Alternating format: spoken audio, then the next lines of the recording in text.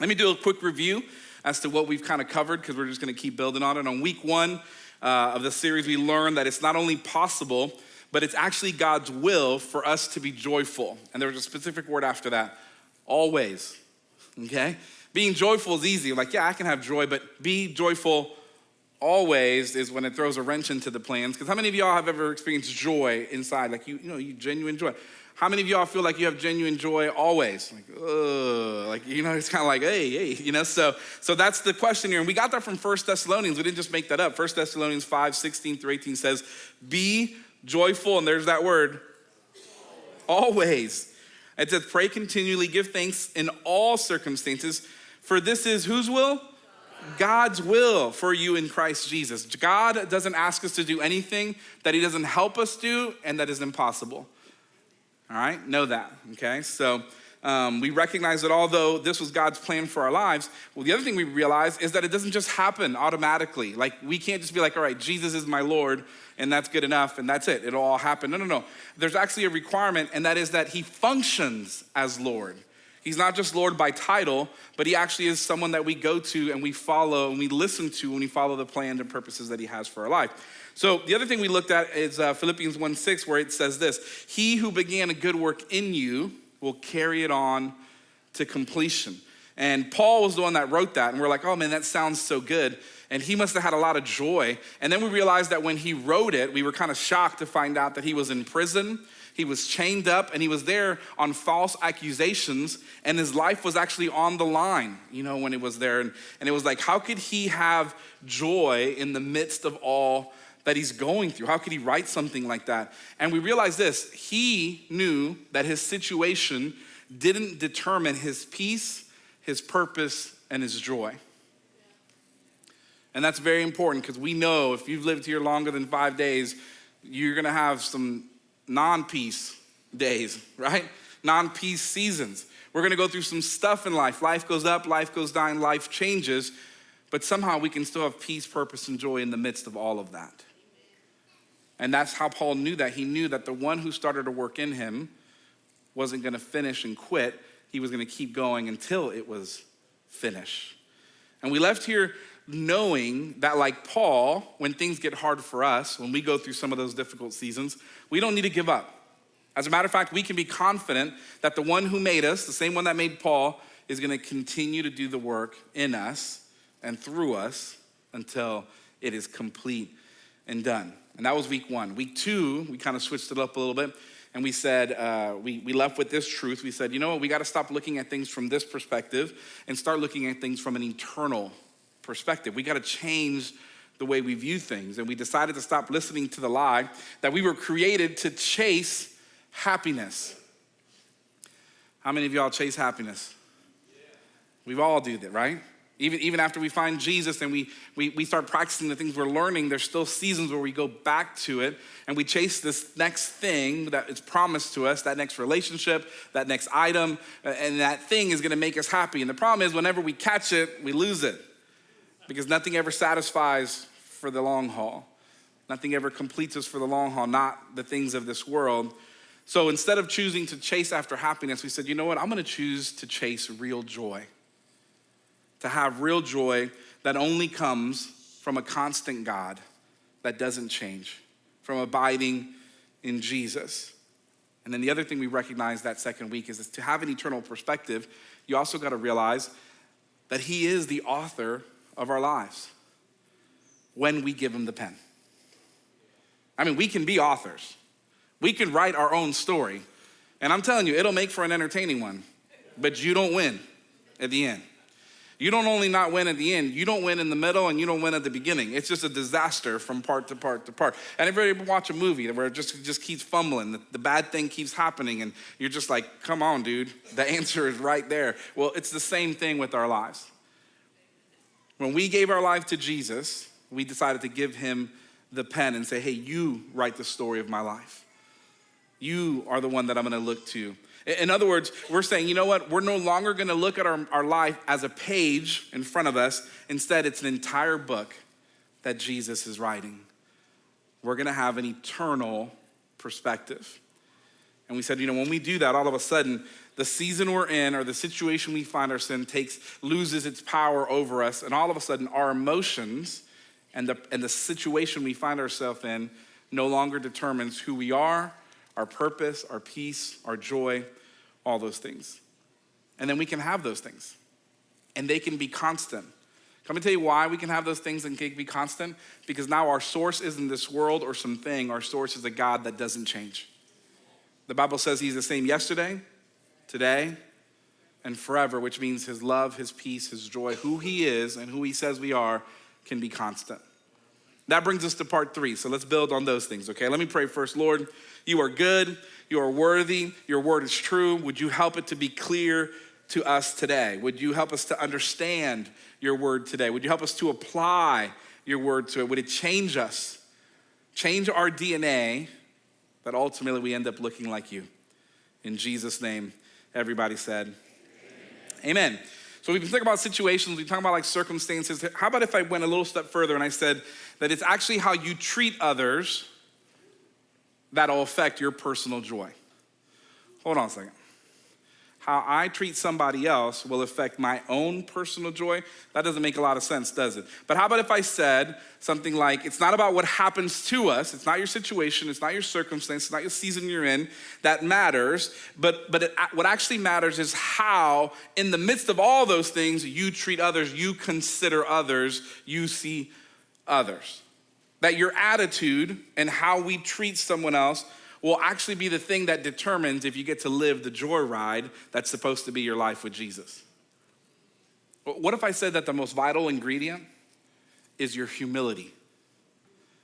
Okay, I'm getting a little bit ahead of myself, so we'll get back to humility in just a minute.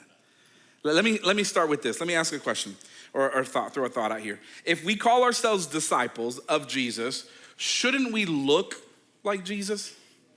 Shouldn't we act like Jesus? I mean, the word Christian means little Christ, right? Like an image of Christ. Let me ask this. Should what Jesus finds most important be the most important thing to us? Can I tell you what's most important to Jesus? People. It's people, individuals. It's actually people. Even more so, lost, broken, hurting people. If you're a disciple in the room, you just be like, that's me. Listen, you're one of the 99 that he leaves in a field, unwatched and unguarded, when he goes after the one who is lost, who's in need, who's broken. If he does that, should that not be what our lives look like?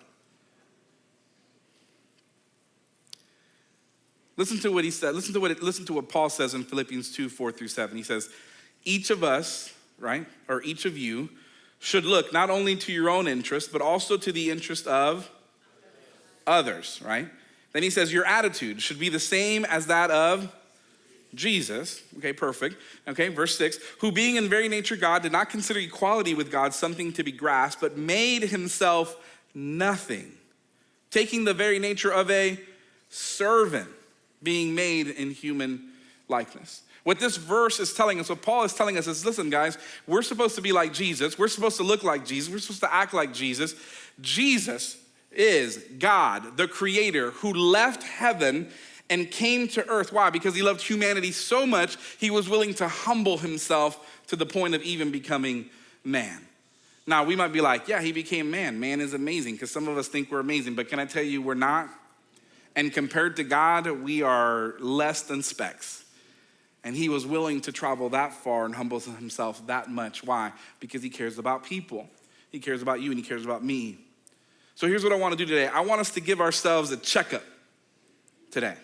An attitude checkup, okay? Now listen, I'm not asking you to check your neighbor. Because when I preach a message sometimes, I see a lot of like, okay? Let the Holy Spirit nudge people today. Let the Holy Spirit speak to you today, okay? So spouses, don't nudge somebody else. If you're sitting on this side of the room, don't be thankful that so-and-so is sitting here today hearing this message. You know what I'm saying? Same thing goes this way. Instead, recognize that you're in this room because Jesus wanted you in this room and he wants to talk to you. And the truth is, when I'm going to talk about today, humility, we all need a little bit of this. And if you're thinking, you know what, that's easy for you to say, Pastor Mike, because you up there just talking to us. I've been eating from this pie all week. Okay, I don't come up here and be like, willy-nilly, let's preach something. No, I spend all week preparing and I get to eat of the stuff I get to share with y'all. So don't worry about it. I'm eating it some more this morning too. All right, look at your neighbor. We're gonna do a check. Look at your neighbor and say, you better check yourself. That's right. We checking yourself because some of y'all are wrecking yourselves, okay, when it comes to humility, okay? So here's what I want us to see. I want us to make sure that we have the right attitude to be able to establish true joy in our lives. You know, it's easy to blame other people, but sometimes it's our own decisions that put us in a place to not be able to receive what God has for us.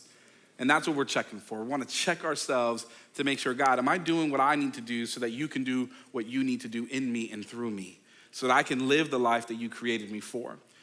So here's what it says in Philippians 2, 1-4.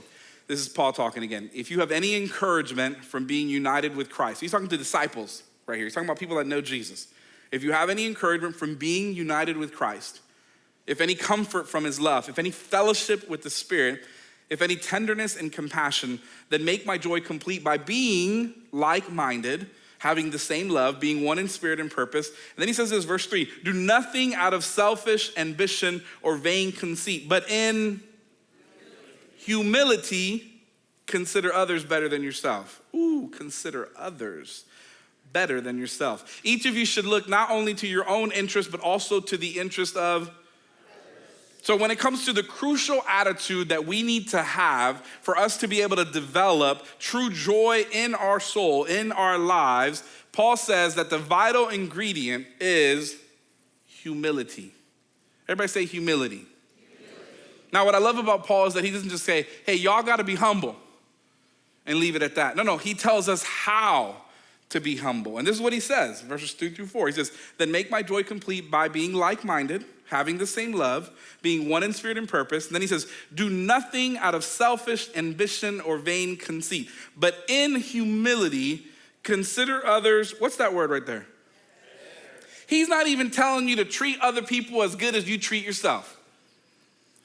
He's not telling you to, serve others the way you want to be served. He's telling you to treat them, what's that word? Better than you treat yourself. Consider them even more than what you consider yourself. And then he says, each of you should look not only to your own interest, but also to the interest of others. Now, I gotta be honest, it's easy to read this. It's even easy to read it to you. It's not easy to do, right? It's not nowhere near as easy to do as it sounds, right?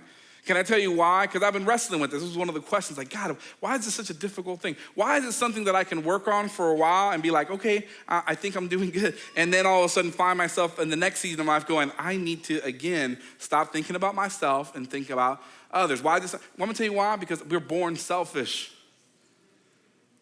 Some of y'all are like, I don't know about that. You don't think so? Let's go to the nursery and we're gonna go into the 2-year-old classroom. And you're gonna ask one of them 2-year-olds for the toy they're holding on to. And what do you think they're gonna say? No, they're gonna say mine. And then they're gonna put a death grip on that toy, right? Listen, they could be holding a human. And you could try to talk to that kid about talking to the human. They'll be like, no, get away. You know what I'm talking about? And you might be like, well, that's a little kid. Well, let's go to an 8-year-old and we're gonna give that 8-year-old your phone for just a minute. And then I want you to ask for that phone back. What do you think they're gonna say? No. They're gonna put a death grip on your, they know it doesn't belong to them. Why? Because we're born selfish, right? Now, humanity decided to not only be born selfish, they decided to double down on it. So what do? Since we're little, culture, society, especially in America, especially us, we've been told that more is better, right? More is better. We're supposed to not be, they don't call it selfishness. They're just telling you setting yourself up for success. You know what I'm saying? You got to get yours. You got to do what you got to do. More is better. Accumulate more, gather more, save more. Your house is big, but it could be bigger, right? You have how many people live in your house? Well, then how many guest rooms? Because you got to have a guest room that nobody sleeps in.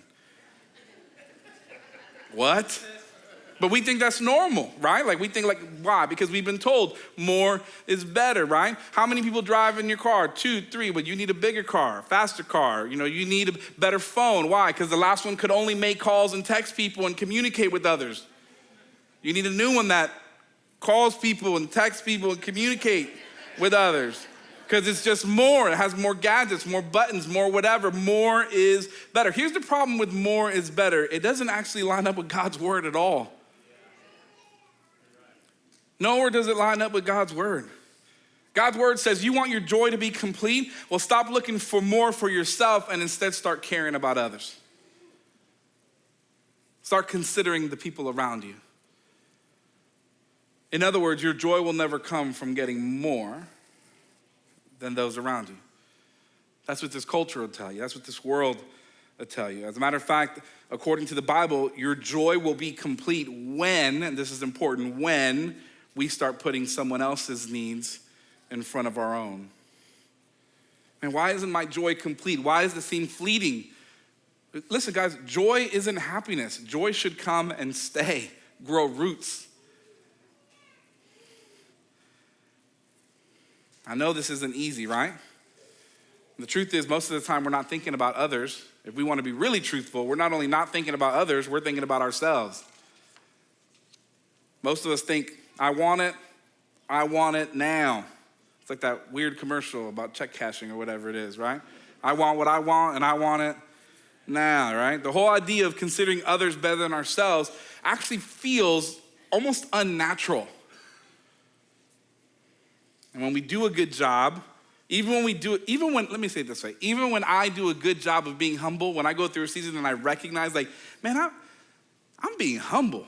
I tell people like, man, I'm doing good. I'm being super humble, which then makes me not humble. Like you can't be proud to not be proud, right? It's not easy, right?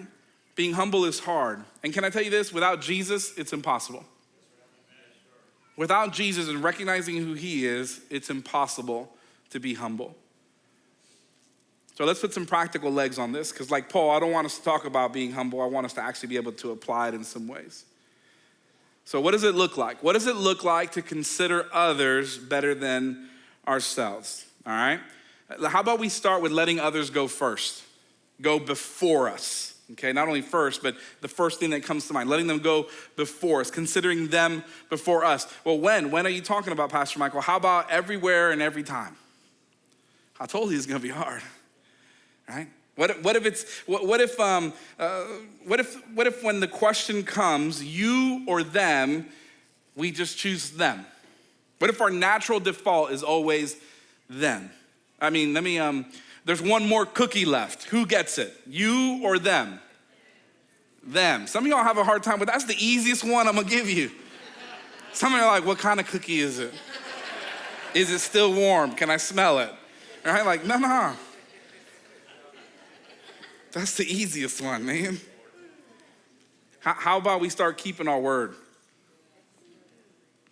Keeping our promises, the things we say we're gonna do. But Pastor Michael, you don't understand. I got to break my word. Why? Why? Because it's going to cost you something now? Why? Because you already got what you wanted, and now it's not convenient anymore? Why? Because something in the situation has changed, and now it's more inconvenient for you to follow through with what you said? You mean you got to choose them over you? Here's what I'm definitely going to get an email about. How about your time? Right? What if we start considering other people's time more valuable than our own time? Let's use showing up as the example. Showing up on time. I'm definitely getting emails. Now, time out. Listen, if you're here and you're a parent and you got little kids and you're doing, it's like a circus. You're flipping upside down to get your kids dressed, and this one's eating and getting dirty, and you finally get them all ready to go, and you're walking out the door and you're barely gonna make it on time, and one of them has a blowout. And you gotta like start that process again. Listen, I'm not talking to you. You deserve a trophy, a medal, and free dinners somewhere for just getting them there. I'm not talking to you. I'm talking about the person that purposely just chooses that their time is more valuable than the time of the others that are gonna be sitting there waiting, and they do it constantly and all the time. But Pastor Michael, you don't understand. No, you're right, I don't understand. I don't understand how you have so many excuses. You know? I'll tell you what I do understand. I do understand that you value your time more than you value the time of the other people that are getting there on time, that are having to wait for you. If you want to send your emails, please send them to Pastor Clint at mlpc.org. How about your money? Oh, why are you talking about money now? Because I'm going to talk to you about what the Bible talks about. I don't want your money. I got my own money, and I don't want to give it to you either, so we good. You don't give it to me, I don't give it to you, but we can both give it to Jesus and let him do what he wants to with it. Well, what about your money, right? When Pastor Janelle comes up here and he tells you about like opportunities to go serve our city or go take the gospel around the world or freeing women and children from sex slavery around the planet, like, do you stop and say, okay, God, what have you given me that I'm supposed to or I can't give to this? Or do you not even ask him the question because you already got your own plans? Is it them or is it you? And listen, if you're feeling guilty right now, just understand that is not me trying to make you feel guilty, and it's not Jesus trying to make you feel guilty. Jesus doesn't go around making people feel guilty. There's a big difference between feeling guilty, guilt, and conviction. And those things lead to very different things. Guilt leads to behavior modification, and Jesus didn't die for you to behave better. Okay? And that's not my heart, and that's not what I want you to feel. What I do want you to do is feel his love for you. I do want you to fall in love with who he is, and I do want you to have a heart transformation that says, God, I'm not gonna do things because I'm gonna try to be better or behave good, but I wanna look like you. I wanna be like you. I wanna become everything that you've called me to. That is what we're going for. How about we do this? How about we just do what the Bible says? Follow Jesus' example. That's what it says, Philippians 2:5. Your attitude should be the same as that of who? Of Jesus. How about we go for that? And if our attitude is supposed to be, if we're supposed to look like Jesus and our attitude is supposed to be like Jesus, then I guess two questions follow that. We need to know exactly who was Jesus, and then we have to know like how. How did he respond? How did he act? What was his attitude like? So the who is simple. Who was Jesus? Jesus was God in the flesh. He's not just man, he is the most powerful thing that has ever walked on this planet. He was the God who could multiply food and feed thousands. He was the one that could walk on water. He was the one that could heal the sick. He was the one that could speak to the dead after they've been dead for days and bring them back to life, right? This is Jesus, all powerful, all knowing. He's the one that deserved to be praised whenever he walked into whatever room he ever walked into. Amen? Like everyone should have bowed when you saw him coming, when he stepped into the room, right?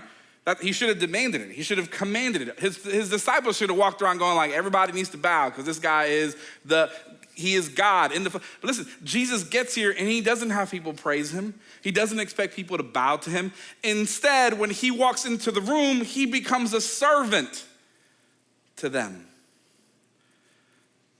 He's here, we're here. He comes here, which should be enough, but even while he's here, he goes here. He chooses to become a servant. Let me read Philippians 2:5 again. Your attitude should be the same as that of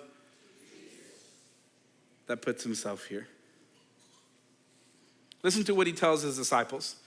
Mark 10:42-45. Jesus called them together and said, you know that those who are regarded as rulers of the Gentiles lord it over them, and their high officials exercise authority over them. Not so with you. Instead, whoever wants to become great among you must be your servant. And whoever wants to be first must be a slave, even further down.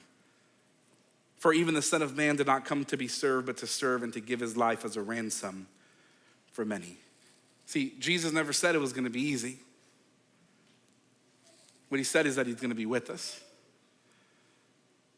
What he said was that, hey, I'm going to require you to be humble and have humility, but I'm going to show you what that looks like.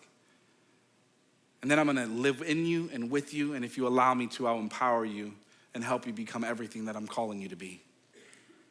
See, I know that being humble goes against everything our culture is screaming at us, right? Our culture is telling you, listen, you beat who? Beat everybody. You need to win at all costs. You do whatever you need to do to get ahead. You got to be first. You got to be number one. And then Jesus walks into the room and says, whoever's going to be first has to be last. If you want to be exalted, become a slave and a servant.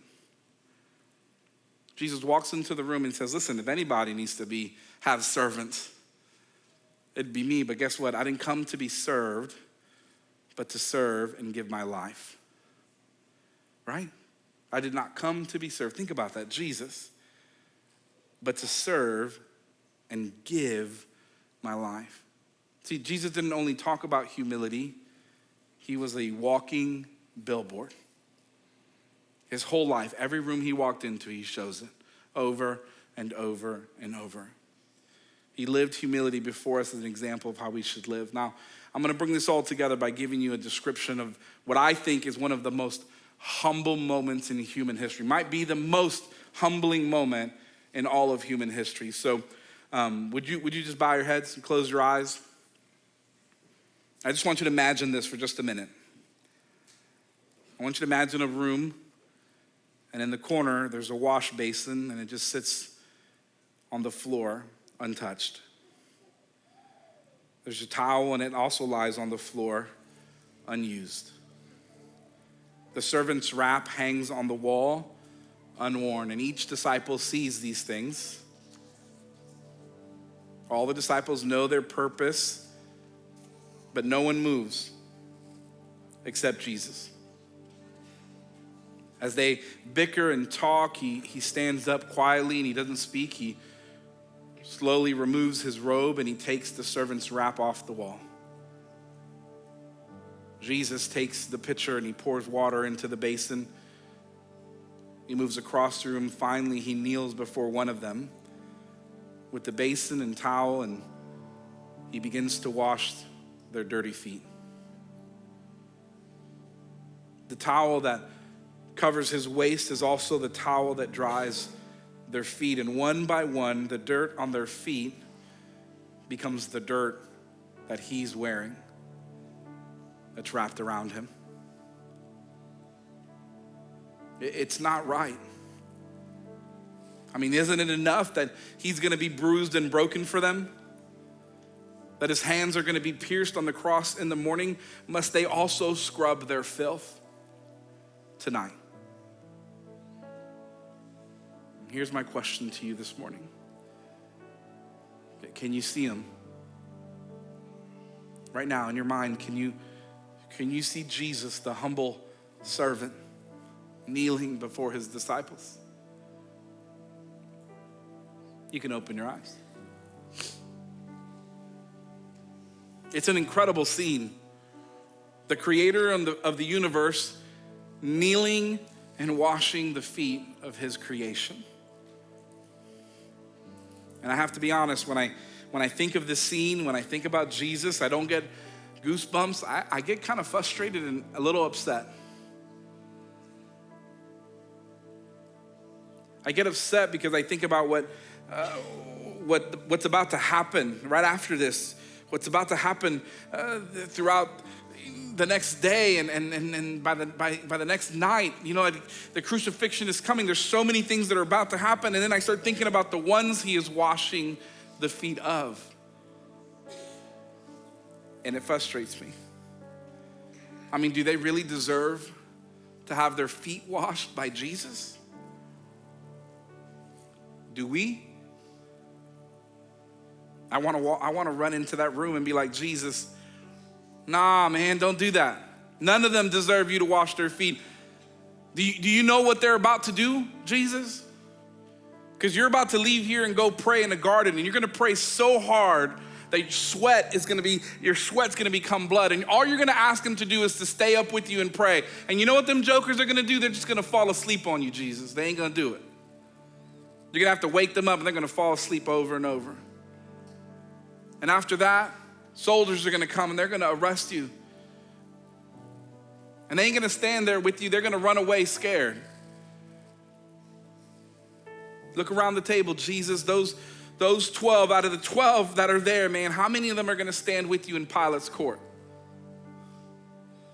How many of them are gonna be there and share the Roman whip as it tears your back open? How many of them are gonna be close enough to you when you're carrying the cross that when you can't carry it anymore, they're willing to step in and carry it for you? None of them are. Not one of them.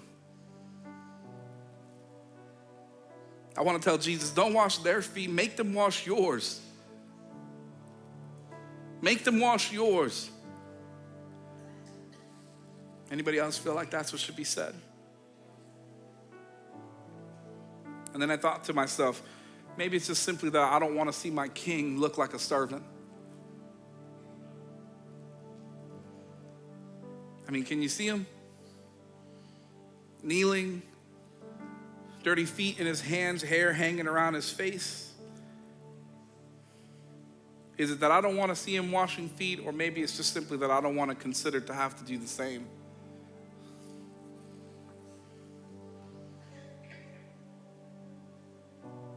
Think about this for a minute. Haven't we all had those types of people in our lives? Like the disciples? Don't we all carry some wounds and some things that make us think, I'm not gonna think about somebody else.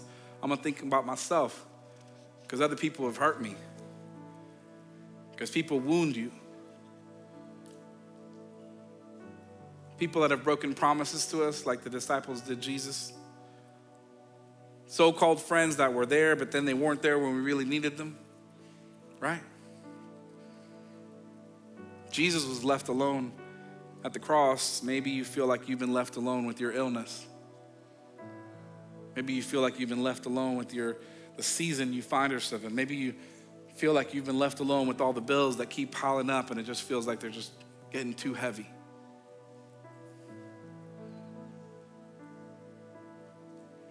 Maybe you're just here and you feel like you've been left with the broken heart. Can I tell you, you're not alone? That the same God that said, wash their feet is the same God that understands everything that you're feeling and knows the answer. See, our emotions and this world will tell us, man, you know what? You've been hurt long enough, put up your fists. And Jesus says, nah, go to the corner of the room and start filling that basin with water. Culture will tell you, you know what? We got to teach those people a lesson. And Jesus says, nah, we got to wash those people's feet. I mean, even logic says they don't deserve it. But I think Jesus would look you and me in the face and say, you're right, they don't deserve it. But neither did you. See, I don't understand how God could be so kind to us. I don't understand how he could love us so deeply, but I know that he does. He kneels before me, kneels before you, and he takes our feet in his hands and he begins to wash us. See, when Jesus washed the disciples' feet, he was also washing yours and mine, because we're no different.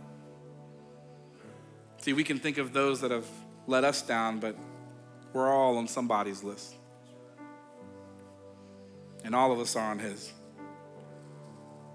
You and I are in this story. And he's not just cleaning our feet. You see, he's cleaning us, our souls. He's cleaning us from our sins. And this wasn't Jesus being nice. This was something that had to be done. As a matter of fact, there's a moment when Jesus is about to wash Peter's feet. And Peter's like, nah, you ain't washing mine. Let me read it to you. It's John 13:8. No, said Peter, you shall never wash my feet. And then Jesus looks at him and says, unless I wash you, you'll have no part in me. See, I think and I think a lot of us tend to be proud like Peter. And we resist.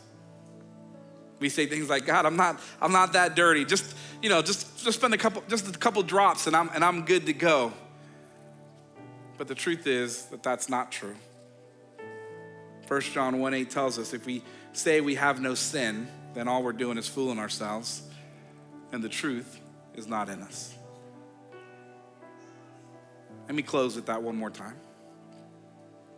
If we say we have no sin, we're fooling ourselves, and the truth is not in us.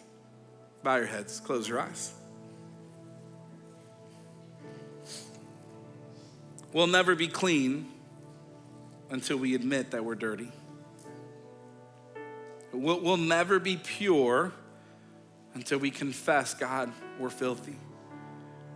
And we'll never be able to humble ourselves and wash the feet of those around us until we allow Jesus to wash ours. So let me ask you again, can you see him? Jesus, the King of Kings on his knees wearing a towel, humbling himself, washing feet. I think today he's here to wash yours. Jesus is here today to wash your life, to take you from dirty and guilty with sin to clean and new because of his sacrifice on the cross. The Bible says that today could be the day of grace, of becoming new, of salvation for you, that if you confess with your mouth and believe in your heart that he is who he says he is, and today you will be saved. Today you will be made new. So I'm going to do just that. I'm going to pray a prayer asking Jesus to do that. Make us new, make us clean, and be Lord of our lives. And if you're here, whether it's for the first time or you want to come back to him because you know you haven't been living for him, but you want to make things right. If you're here and you want to join me in that prayer, then right now, just open your eyes and look up at me.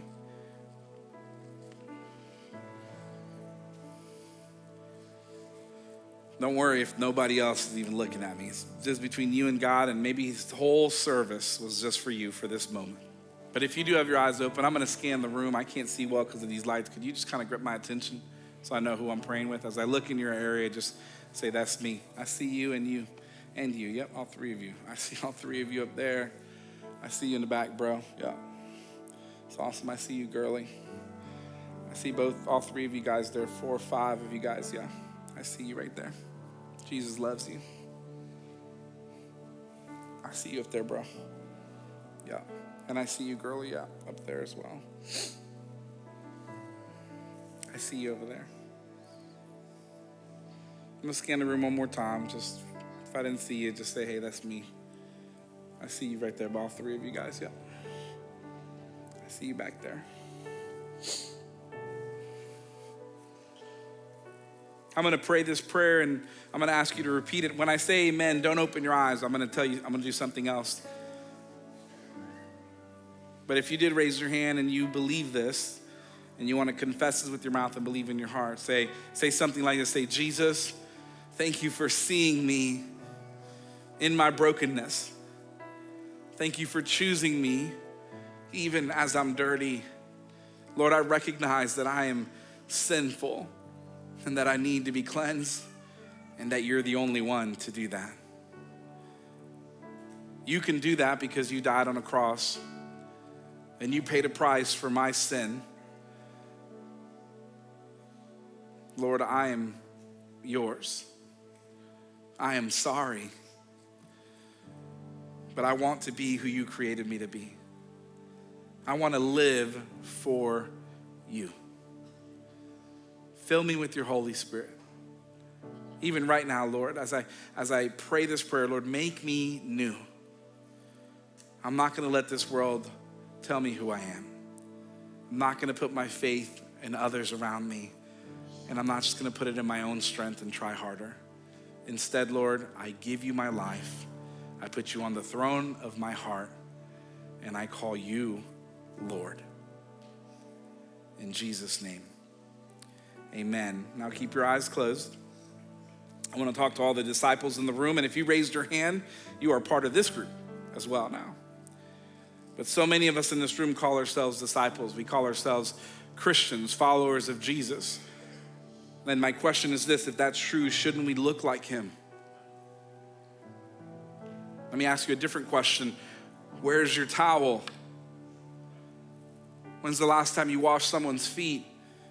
I'm not talking literally, I'm asking you though, seriously, when was the last time you did something that puts you in a position of a servant, of a slave?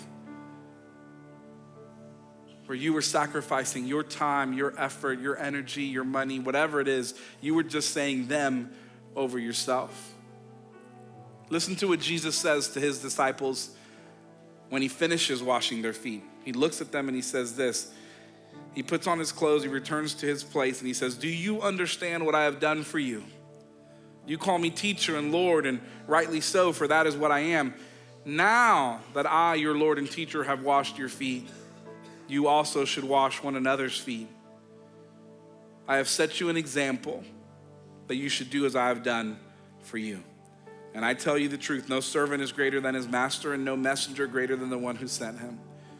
And now that you know these things, you will be blessed if you do them.